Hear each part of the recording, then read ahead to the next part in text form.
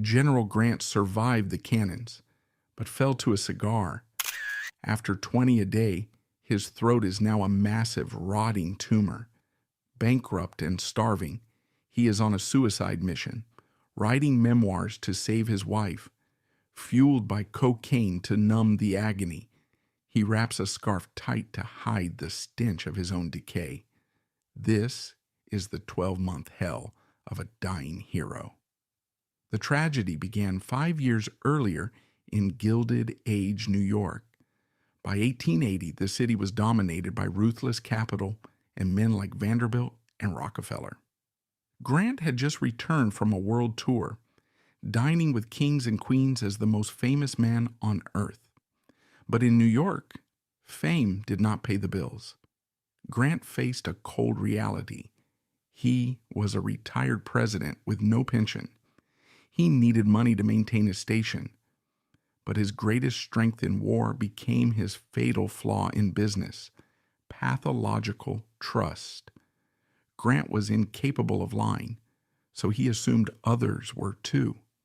On the battlefield, the enemy was clearly marked in gray uniforms, but on Wall Street, predators wore the same silk suits as their victims. Grant walked into the financial district, believing a handshake still meant something. It was a miscalculation that would cost him everything. By 1883, Grant believed he had secured his family's dynasty. He had invested his entire life savings, every penny earned from the war, every gift from grateful citizens, every dollar from the sale of his previous homes, into an investment firm founded by his son Buck and a charismatic young partner named Ferdinand Ward. Life was good. The checks were coming in regularly, and the returns were astronomical. Grant bought a brownstone on East 66th Street and filled it with the memorabilia of his conquests.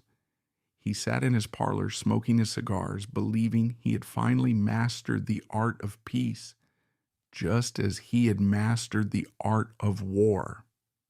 He told his friends he was worth millions. He believed he was a financial genius. He didn't know that he was actually the victim of one of the greatest swindles in American history. He didn't know that every cigar he smoked was bringing the tumor closer to the surface. The hero was comfortable, blind, and unsuspecting.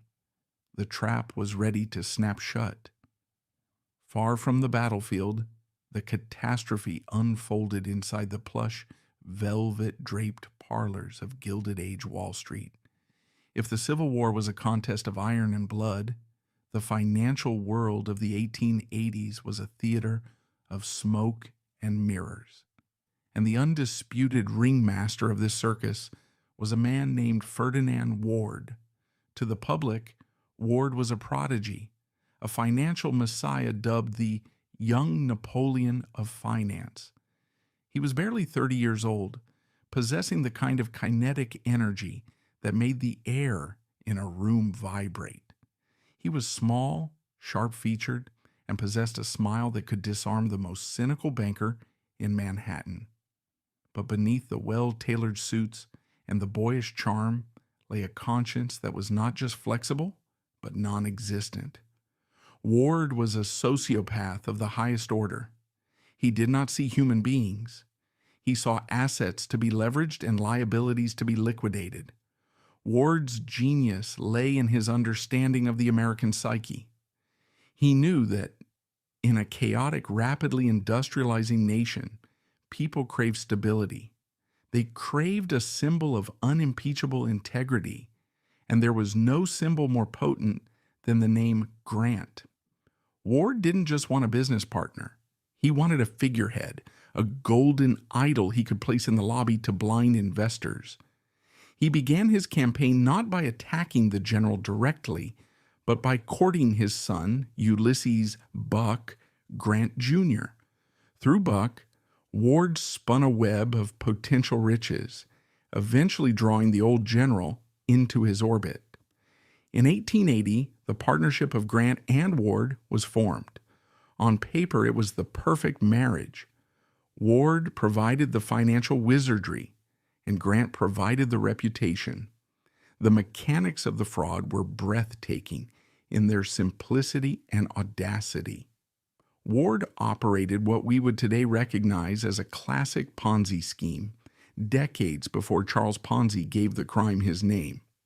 But Ward added a unique twist: the government contract lie. He would whisper to prospective investors, men with old money and deep pockets, that the firm had exclusive secret access to lucrative government contracts. He implied with a wink and a nod that because General Grant was a partner, the firm could secure contracts to supply the Army with hay, oats, and uniforms at inflated prices. "We can't put this on paper," Ward would say, lowering his voice, "because of the general's position. But the returns are guaranteed."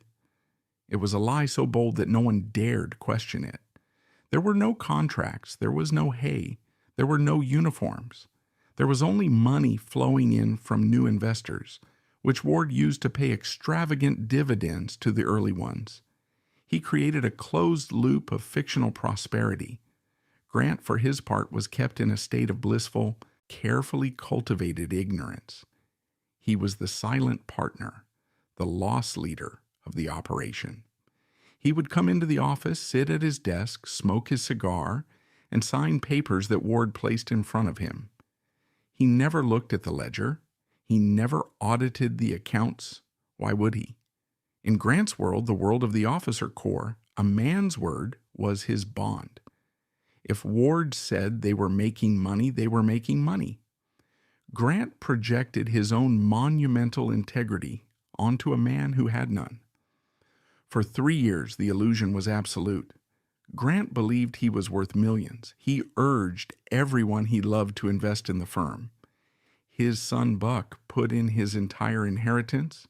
His nephews, his in-laws, his war buddies, they all poured their life savings into Grant and Ward, believing that if the old man was involved, their money was safer than in the U.S. Treasury. Grant bought a mansion on East 66th Street. He lived the life of a victorious patriarch, surrounded by children and grandchildren, believing he had finally secured the Grant dynasty for generations to come. He did not know that he was living inside a soap bubble that was drifting toward a needle. The needle arrived on a quiet Sunday, May 4th, 1884. History remembers this as the day the Black Sunday crisis began. Ferdinand Ward arrived at Grant's home in the morning. He looked disheveled, frantic, a master class in acting. He told the general that the Marine National Bank, where their firm deposited its funds, was in temporary trouble due to a cash flow hiccup. It was a minor issue, Ward assured him, but they needed immediate liquidity. They needed $150,000 to tide the bank over for a single day, just 24 hours. "If we don't cover this," Ward said, eyes wide with manufactured panic, "the firm might face embarrassment."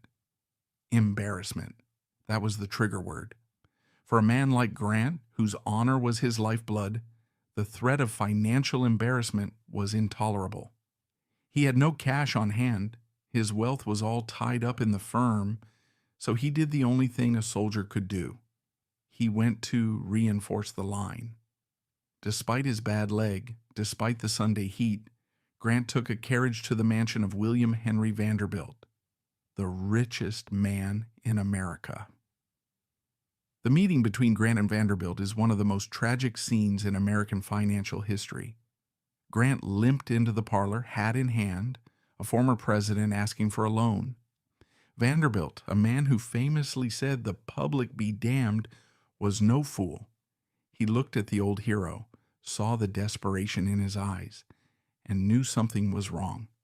When Grant explained he needed the money for the firm of Grant and Ward, Vanderbilt reportedly shook his head. "General," he said, his voice cold but respectful, "I would not lend a penny to your partner, Ferdinand Ward, for I know him to be a rascal and a thief. But to you, to the Savior of the Union, I will lend anything you ask." Vanderbilt sat down and wrote a personal check for $150,000. He handed it to Grant. It was an act of immense personal respect, a tribute from the king of capital to the king of war. Grant took the check, his heart swelling with gratitude, believing he had saved the day. He rushed back and handed the check directly to Ferdinand Ward. He did not know it, but he had just thrown his lifeline into an incinerator. Ward took the money, cashed it immediately, and pocketed it. It didn't go to the bank. It went into Ward's escape fund. Monday passed in a strange, ominous silence. Then came Tuesday morning, May 6th. Grant rose early, dressed in his finest suit, and took the carriage to Wall Street. As he approached the financial district, the air felt different. There was a static charge of panic in the streets. Men were running. Newsboys were shouting indecipherable headlines. As the carriage pulled up to the offices of Grant and Ward, the general saw the unthinkable. A mob, a literal mob of angry, shouting men was banging on the locked doors of his firm. Grant, confused, pushed his way through the crowd. Men stepped back when they saw him, their faces a mixture of fury and pity. He unlocked the door and went upstairs. The offices were empty. Papers were strewn across the floor. The clerks were gone, and Ferdinand Ward was gone. Grant walked to his desk and sat down.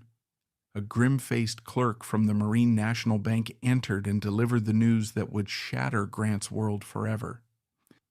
"The bank has failed, General.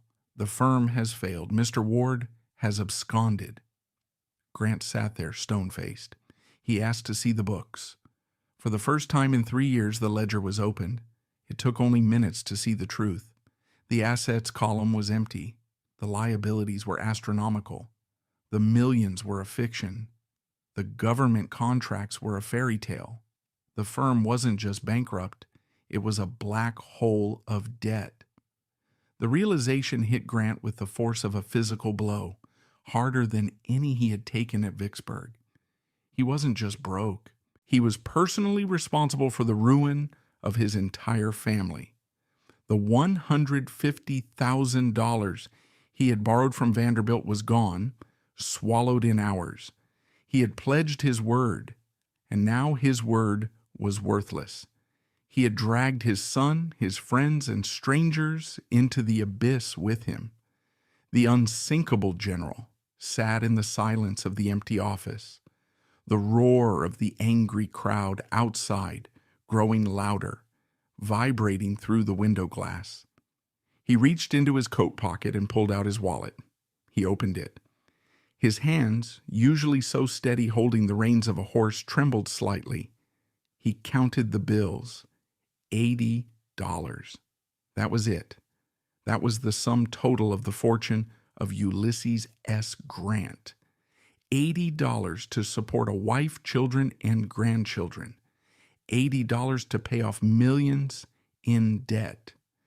He had entered the office that morning believing he was a titan of industry. He would leave it a pauper, a fool, and a man who had lost the one thing he valued more than life, his good name. He closed the wallet, stood up on his aching legs, and prepared to walk out of the door into the gauntlet of the people he had unwittingly destroyed. The financial execution was complete. Now, the physical execution could begin. The carriage ride back to East 66th Street on that Tuesday afternoon was the longest journey of Ulysses S. Grant's life. It was longer than the march to Vicksburg, longer than the road to Appomattox. He sat in the dark interior of the cab, his bad leg throbbing in rhythm with the carriage wheels, clutching his wallet with the $80 inside. It was a terrifying sum. $80 to feed a household that included his wife, his children, and his servants. $80 to face a world that believed him to be a millionaire. When he stepped through the front door of his brownstone, the silence of the house hit him like a physical weight. He had to do the hardest thing a man of his era could imagine. He had to look his wife, Julia, in the eye and tell her that he had lost everything. Not just their savings, but her security, her future, and the very roof over her head. Julia Grant was a woman of immense strength, but the news brought her to her knees. The fall was absolute. They were not just poor in the genteel sense, they were destitute. But for Grant, the poverty was secondary to the honor. The debt to William Henry Vanderbilt, that $150,000 personal loan, hung over him like a guillotine blade. In the Victorian code of honor that Grant lived by, a debt of honor was a sacred blood oath. He could not sleep, he could not eat, knowing that he had taken money from Vanderbilt under false pretenses, even if he had been the one deceived. He told his lawyer, "I will not let Mr. Vanderbilt lose a single dime, even if I have to sell the shirt off my back." And so began the great stripping. To repay the loan, the Grants had to liquidate their lives. It was a fire sale of history.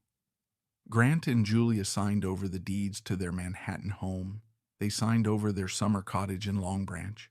They signed over a property in Philadelphia. But the real estate wasn't enough to cover the massive hole Ferdinand Ward had dug. Vanderbilt, to his credit, tried to refuse the assets. He told Grant that the debt could be forgiven, that the country owed him more than money. But Grant was adamant. His pride was the only thing he had left, and he would not mortgage it. He insisted on paying in full. When the real estate was gone and the debt still remained, Grant went to the final reserve.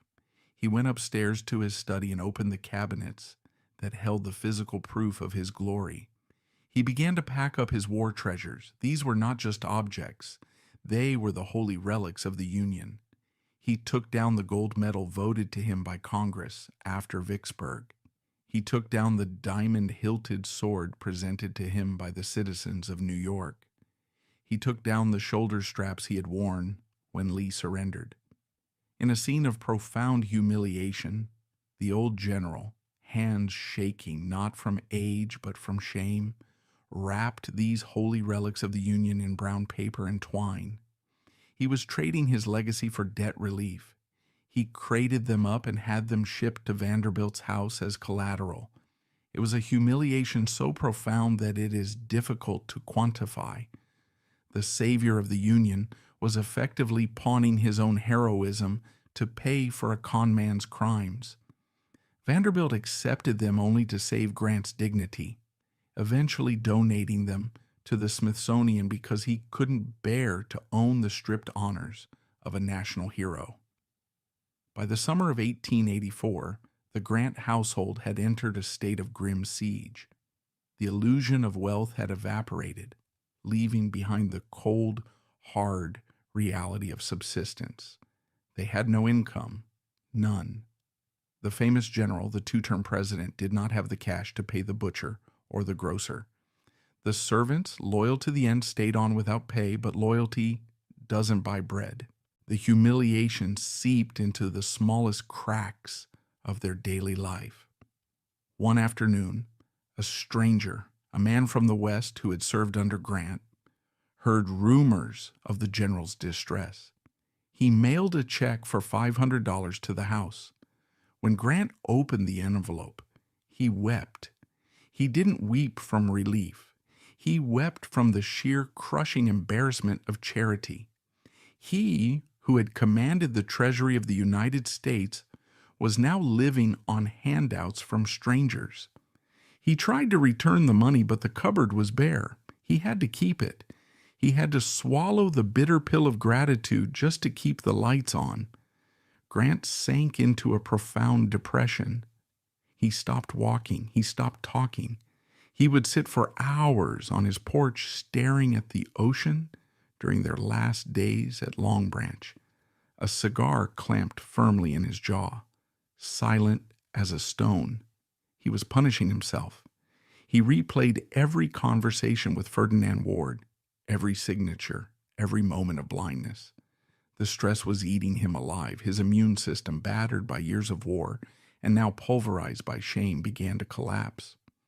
It is no coincidence that in this exact moment of psychological nadir, The body began to revolt. The stress of the bankruptcy created the perfect storm for the dormant monster in his throat to awaken. He smoked more furiously than ever, using the tobacco as a sedative, a way to numb the shame that was burning a hole in his stomach. He didn't know it yet, but the penniless general was about to face a creditor far more ruthless than William Vanderbilt. He had lost his money. He had lost his home. He had lost his pride. And now, in the silence of his despair, he was about to lose his voice. The final bill was coming due, and this time, he couldn't pay it with swords or medals. This time, the payment would be flesh and blood. The physical collapse began with a moment so mundane, it seems almost insulting to history. It was the summer of 1884, just weeks after the financial ruin. Grant was at his summer cottage in Long Branch, New Jersey, trying to escape the suffocating heat and the shame of New York City. He sat on his porch, staring at the ocean, and picked up a peach. He took a bite. As the juice hit the back of his throat, Grant flinched violently. A sharp, searing pain, like the stab of a bayonet, shot through the base of his tongue. He dropped the fruit. He turned to his wife, Julia, his eyes watering, and whispered a sentence that signaled the beginning of the end. Water hurts like swallowing fire. He dismissed it at first. A sore throat, a cold. But the pain did not leave. It settled in, a dull, throbbing ache that spiked into agony every time he swallowed. Grant was a stoic man. He had endured the freezing mud of the wilderness and the slaughter of Cold Harbor without complaint. But this was different. This was an enemy that didn't attack from the front lines.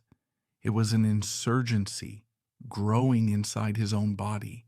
The enemy had entered his body through a celebrated weapon. For 20 years, Ulysses S. Grant had been the most famous smoker in the world.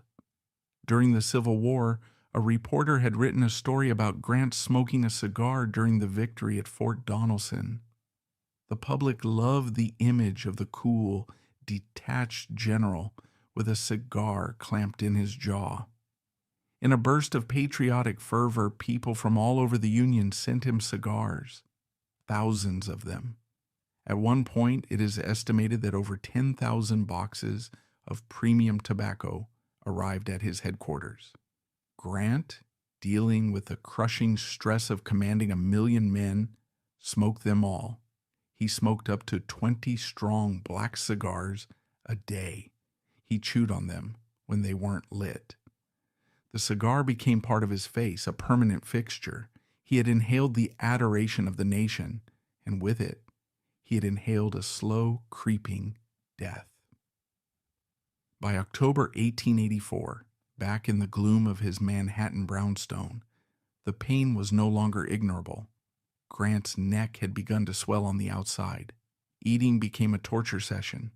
Finally, at the urging of his family, he visited Dr. John Douglas, the leading cancer specialist in New York.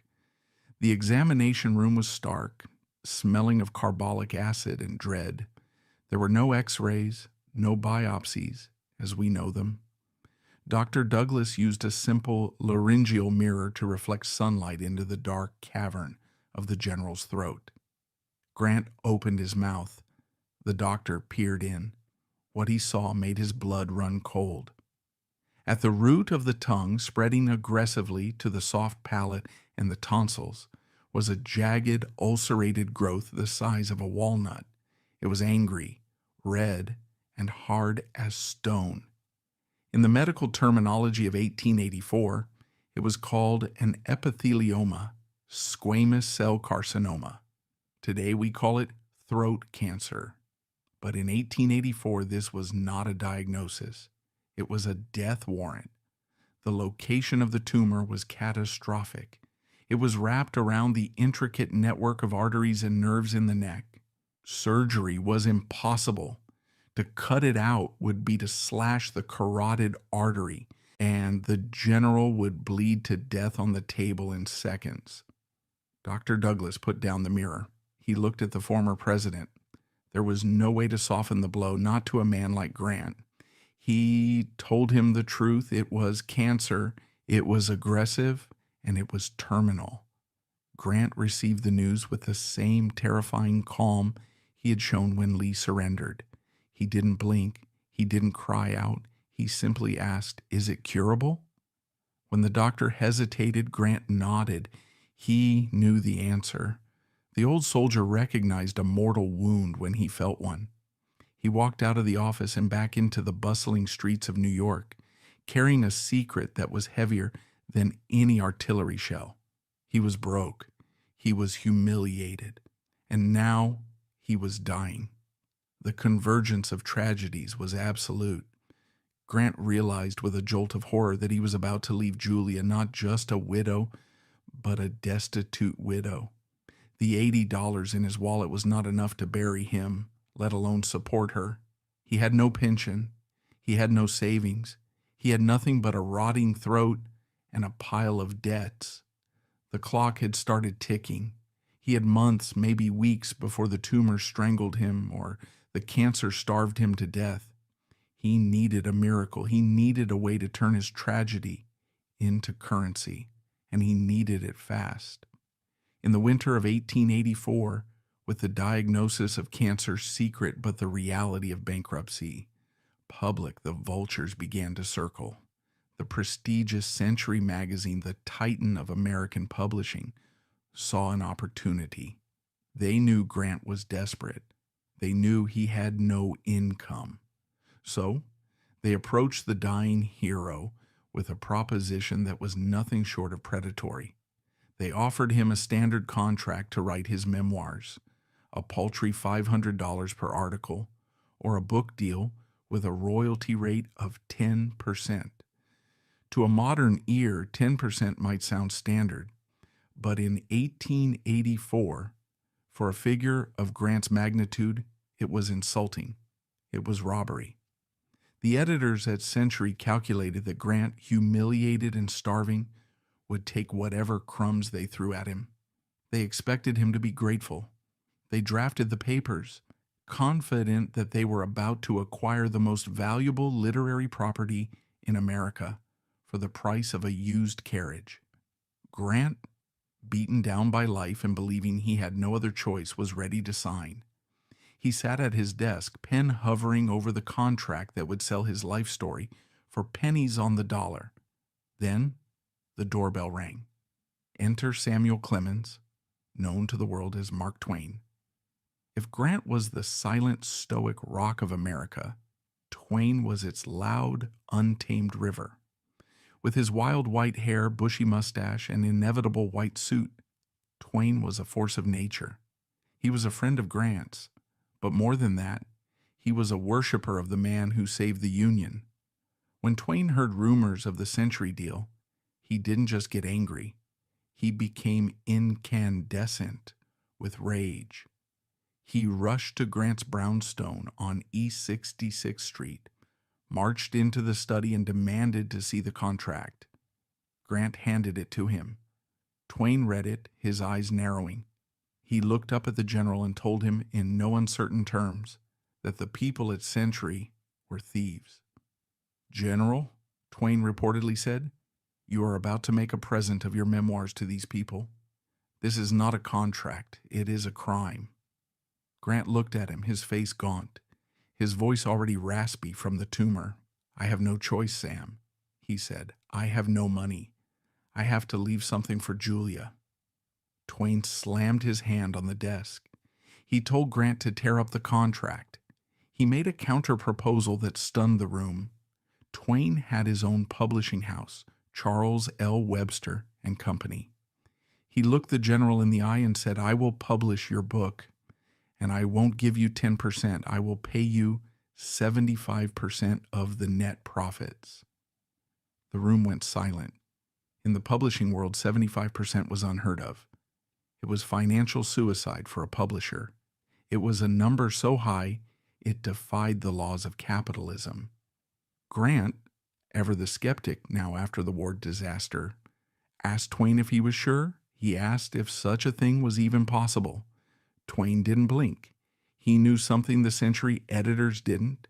He knew that the American people loved Grant. He knew that if the book was sold correctly, not in bookstores, but door to door by an army of veterans, it would sell millions. "General," Twain said, "this book will support your wife for the rest of her life, but you have to write it." It was a gamble of titanic proportions. Twain was betting his own fortune on the stamina of a dying man. If Grant died before the book was finished, Twain would lose everything he invested. If Grant finished it, they would both make history. Grant looked at the contract Twain sketched out. For the first time in months, the fog of despair lifted. He saw a path. He saw a way to redeem himself. He saw a way to turn his death into a victory. He picked up his pen, not to sign his surrender to Century, but to sign an alliance with Mark Twain. The deal was struck. The advance money was paid immediately, a check for $1,000, followed swiftly by more, enough to keep the grocery bills paid and the lights on. The relief in the Grant household was palpable. But with the relief came a terrifying pressure. The clock was now ticking louder than ever. Grant had the money, but now he had to deliver the words. He had to condense the most complex war in American history into 2 volumes of prose, all while a tumor the size of a walnut was slowly closing his throat. The race had begun. It was Ulysses S. Grant versus the Reaper, with Mark Twain holding the stopwatch. With the contract signed and the advance money in the bank, the Grant household transformed. It was no longer a home, it was a command post. The enemy was time, the weapon was memory, and the fuel was cocaine. By late 1884, the tumor in Grant's throat had grown large enough to make swallowing solid food agonizing. The simple act of drinking water felt like swallowing shards of glass. The pain was constant, a dull, throbbing bass line to his life that occasionally spiked into a scream. To allow the general to think, let alone write, Dr. Douglas had to resort to the heavy artillery of 19th century medicine. The treatment regimen was brutal and effective. Twice a day, sometimes more, Dr. Douglas would arrive with a small vial of clear liquid, a 4% solution of cocaine hydrochloride. In 1885, cocaine was not an illegal narcotic. It was a miracle anesthetic, the newest wonder drug of the age. The doctor would take a camel hair brush, dip it into the solution, and reach deep into Grant's throat to paint the ulcerated tumor directly. The sensation was immediate. The cocaine numbed the exposed nerves upon contact. For a few precious hours, the fire in his throat was extinguished, but the drug did more than just kill the pain. It was a potent stimulant. As the cocaine entered his bloodstream through the mucous membranes, Grant's eyes would widen. The glazed look of the dying man would vanish, replaced by a terrifying, electric intensity. His heart rate would climb. The fog of exhaustion would lift. He was high, chemically, undeniably high, but focused. When the pain broke through the cocaine blockade, or when the coughing fits became too violent to bear, the doctors brought out the needle, morphine. They injected it directly into his arm. So for the last year of his life, Ulysses S. Grant existed in a state of suspended animation, balanced precariously on a speedball of cocaine and morphine. The effect on his writing was profound. Under the influence of the stimulants, Grant's mind didn't just function, it time traveled. He told Mark Twain that his memory had suddenly become photographic. He could see the battlefield of Shiloh as if he were hovering above it in a balloon. He could recall the exact topography of Vicksburg, the smell of the mud, the sound of the mule teams, the precise wording of orders he had given 20 years ago. The drug stripped away the filters of age and trauma, leaving behind a raw, high-definition feed of his past. He wrote like a man possessed. He would sit at his desk wrapped in blankets, his hand flying across the page. He didn't write with the flowery, poetic style of the era. He wrote with the punchy, direct syntax of a soldier issuing orders. Subject, verb, object. The prose was lean, muscular, and relentless. He was racing. He knew that every time the cocaine wore off, the pain would return with a vengeance and the writing would stop. So he crammed as many words as he could into the windows of relief. But there was a cost. The stimulants kept his brain firing, but his body was crumbling. The lack of sleep was catastrophic. The cocaine made him feel invincible for 2 hours, but left him shattered for the next 4. He became irritable, snapping at Julia or the servants, something the gentle general had never done. He was burning the candle at both ends, and then tossing the candle into a furnace. He was trading hours of his life for pages of his book. It was a Faustian bargain, but Grant made it willingly. He wasn't writing for fame anymore. He was writing for bread. He was writing so that when he was gone, Julia wouldn't have to beg. As the pages piled up, hundreds of them, written in a scrawl that grew shakier by the week, the tumor continued its inexorable march. It began to press against his windpipe. It began to invade the soft tissue of his neck. The cocaine could hide the pain, but it couldn't stop the growth. The machine was running at full speed, but the chassis was falling apart. By the early spring of 1885, the battlefield had shrunk. It was no longer the vast continent of North America, nor the bustling streets of Manhattan, nor even the study where he wrote. The world of Ulysses S. Grant had contracted to the dimensions of a single piece of furniture, a large tufted leather armchair. The tumor, that epithelioma gnawing at the root of his tongue, was not merely a source of pain, it was a physical blockade. It had grown large enough to encroach upon the windpipe, acting like a slowly tightening garrote. This created a terrifying physiological reality. Grant could no longer lie down. If he attempted to lie flat in a bed, the swollen heavy tissues of his throat would collapse backward, sealing off his airway completely.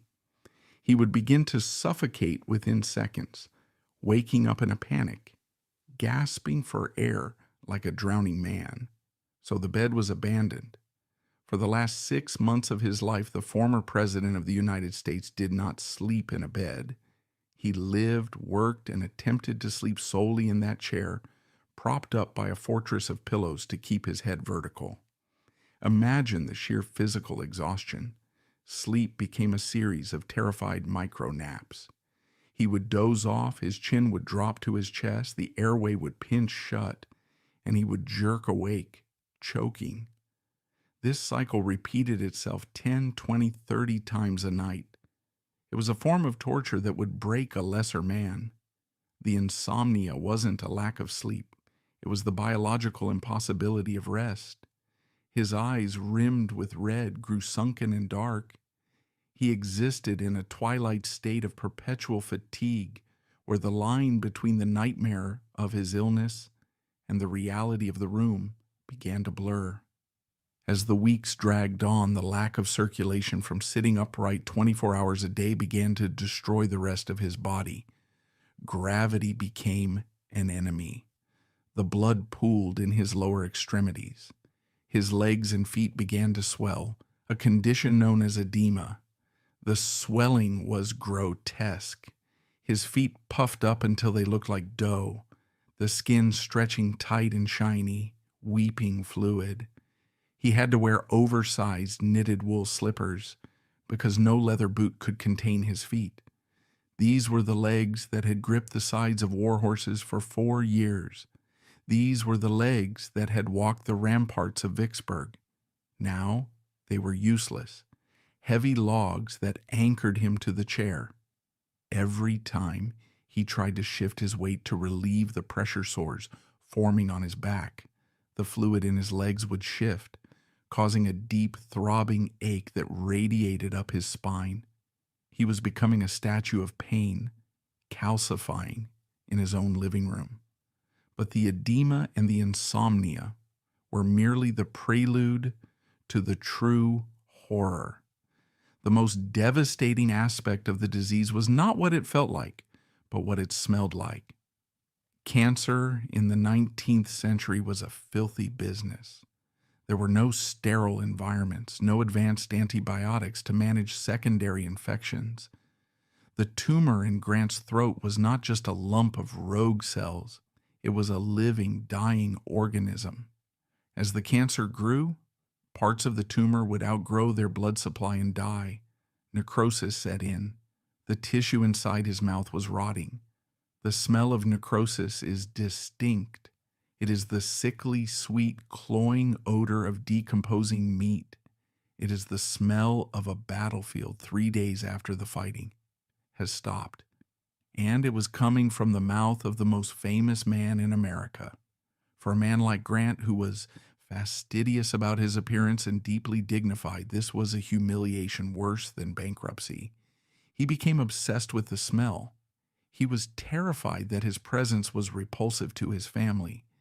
This explains the scarf. Even indoors, even in the stifling heat of a room warmed by a coal fire, Grant would wrap a heavy wool scarf around his neck and pull it up over his chin. It wasn't just to hide the external swelling of the glands. It was a desperate attempt to filter the air, to trap the odor of his own decay inside his clothing so that Julia wouldn't have to smell it. This created a heartbreaking distance between the general and his beloved wife. Julia Grant was his rock. Their love story was one of the great romances of American history. She wanted to be near him, to hold him, to comfort him. But Grant began to pull away. He refused to kiss her. He would turn his face away when she leaned in, terrified that if she got too close, she would recoil in disgust. He denied himself the one comfort he craved, her touch, to protect her from the reality of his condition. He was isolating himself inside a fortress of stench and shame. The daily routine of the sick room was a grueling cycle of maintenance. Every few hours, the buildup of mucus, blood, and necrotic tissue in his throat would become unbearable. He would have to clear it. These were not polite coughs. They were violent, hacking convulsions that shook his entire frail frame. He would lean over the side of the chair, clutching the armrest until his knuckles turned white, retching and gagging as he tried to expel the blockage. By his side, always, was a porcelain spittoon. It was the altar of his suffering. He would spit out thick, ropey saliva streaked with bright red blood and black flecks of dead tissue. He would stare at it for a moment, wiping his mouth with a handkerchief that was immediately taken away to be boiled, breathless and trembling. And yet, in the midst of this visceral horror, the miracle continued.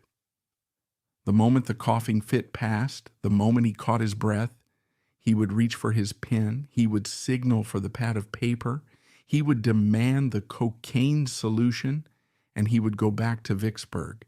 It is a testament to the sheer power of the human will that the prose produced in this chair by this rotting man was crystal clear. When you read the memoirs today, you do not smell the necrosis. You do not feel the edema. You do not hear the gasping for air. You hear only the calm, lucid voice of a commander surveying the field. He compartmentalized his dying body, locking the pain and the stench into a mental box so that his mind could be free to finish the job. He was decomposing and composing at the same time, a race between the rot and the ink.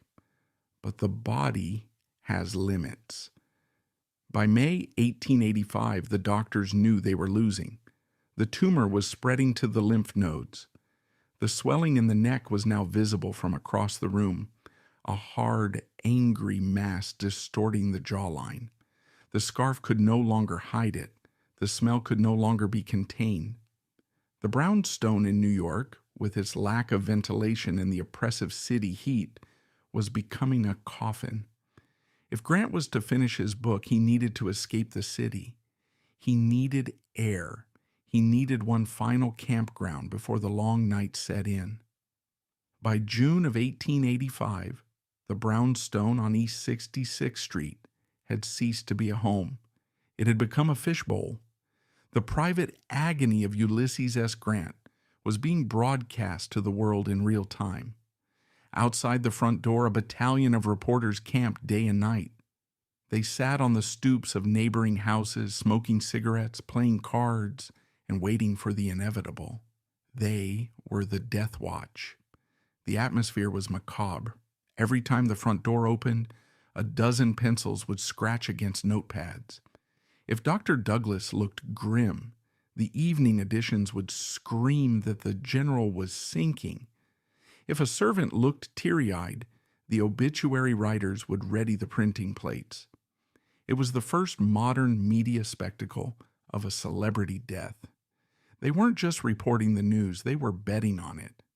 There were pools among the journalists on the exact hour the general would take his last breath. The pressure on the family was suffocating. Grant, trapped inside his armchair, could feel the eyes of the world boring through the brick walls. He knew they were out there. He knew they were writing the final chapter of his life before he had even lived it.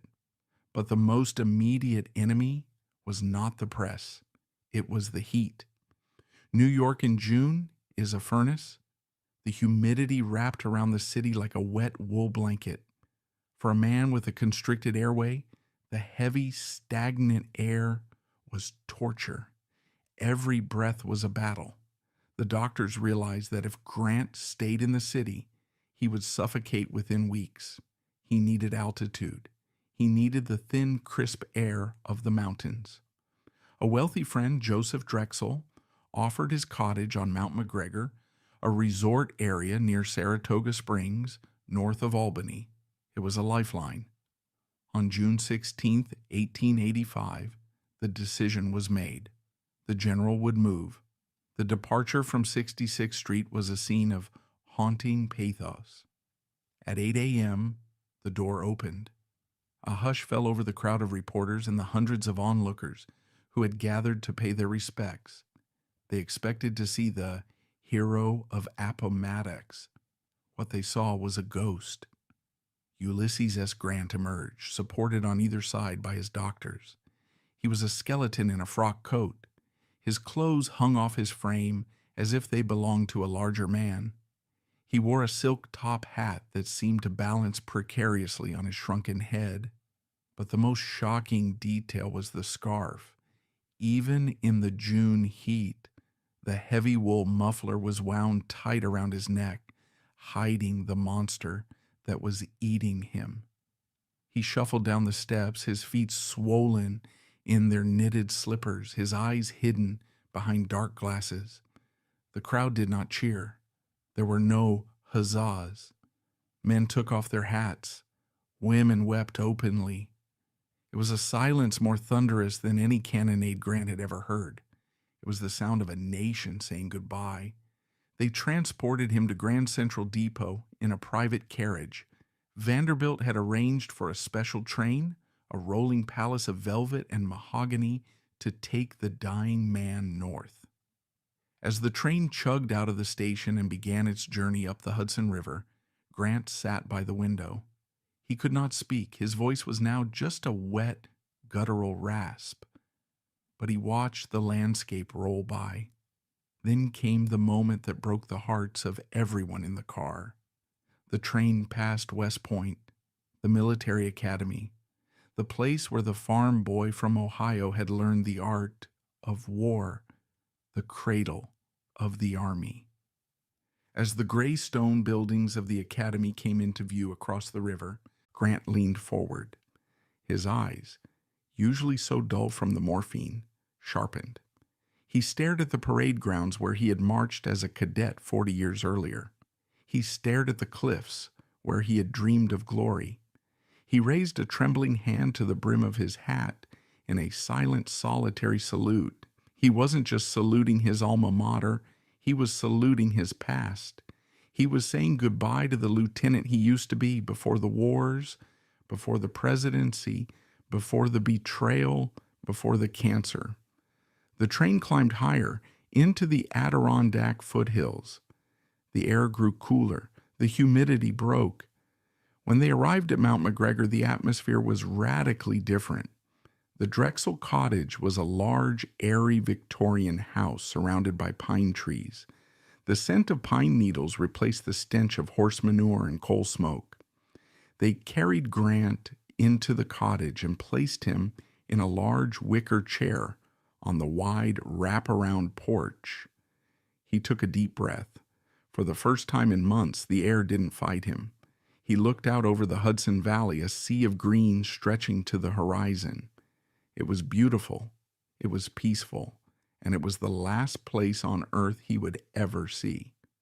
But the death watch had followed him. The reporters set up camp in the nearby Hotel Balmoral.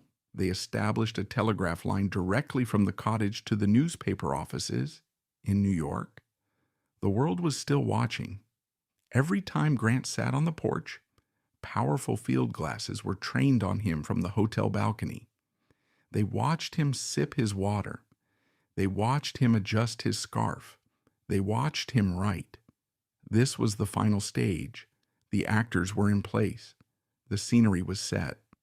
There was nowhere left to run. Grant settled into the wicker chair, pulled the blanket over his knees, and signaled for his writing pad. He had escaped the heat, but he hadn't escaped the deadline. The book wasn't finished, and the reaper was climbing the mountain. The silence on Mount McGregor was absolute. The pine trees whispered in the wind, and the birds sang in the valley below. But inside the Drexel Cottage, the most commanding voice of the 19th century had been extinguished. By late June 1885, the tumor had finally claimed its prize. Ulysses S. Grant could no longer speak. The voice that had ordered the assault on Fort Donelson, the voice that had dictated terms to Robert E. Lee, the voice that had taken the oath of office twice, was gone.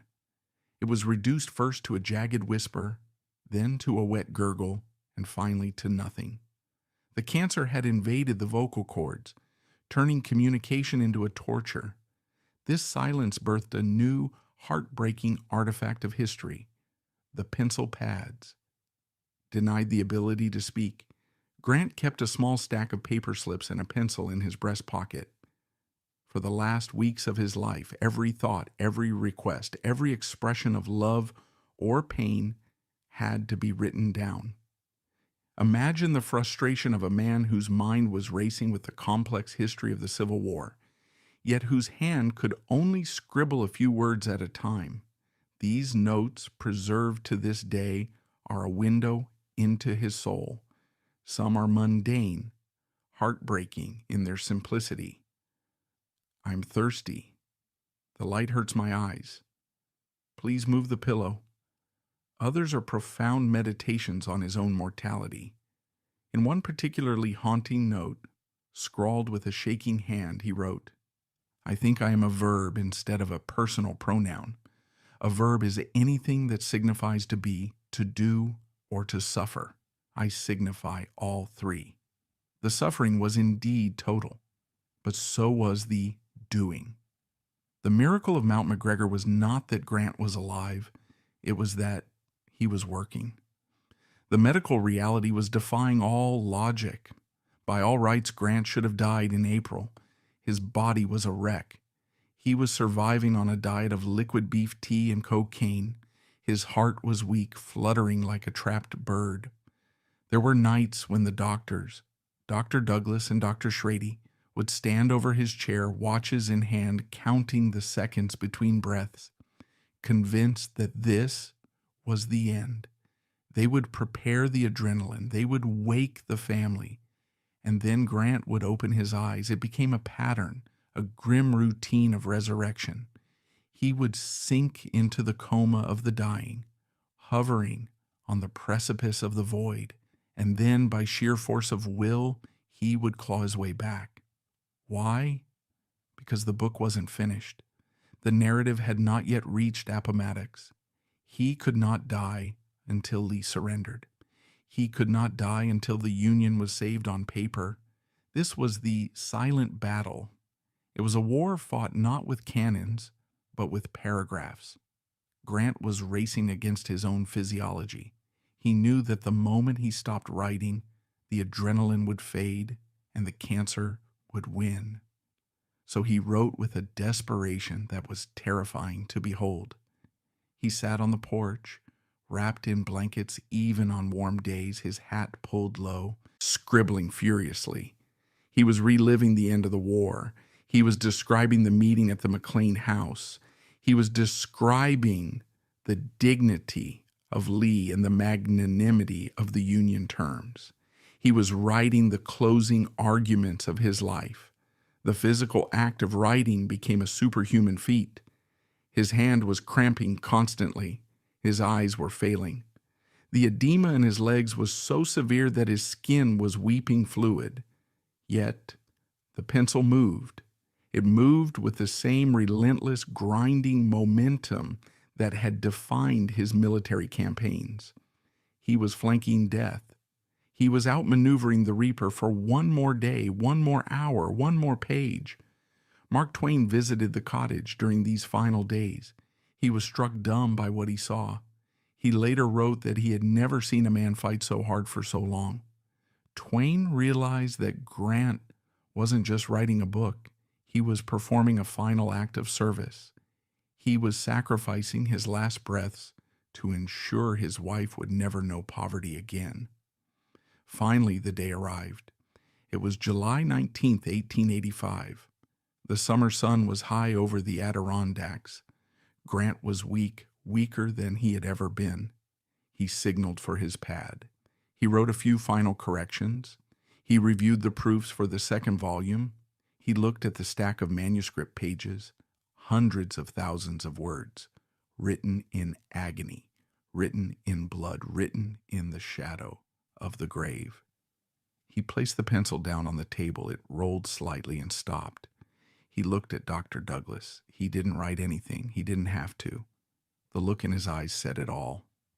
It is done. The siege of Vicksburg had taken 47 days.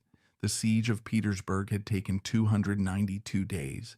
The siege of the Memoirs had taken 12 months. And Grant had won. He had finished the book. But with the victory came a sudden, terrifying shift. The moment the work was done, the invisible scaffolding that had held him up collapsed. The willpower that had kept his heart beating, that had forced his lungs to expand against the tumor, evaporated. The mission was accomplished. The soldier could finally stand down. Grant sank back into the wicker chair. The fierce light in his eyes dimmed. The unsinkable general had crossed his last river. He had secured the future.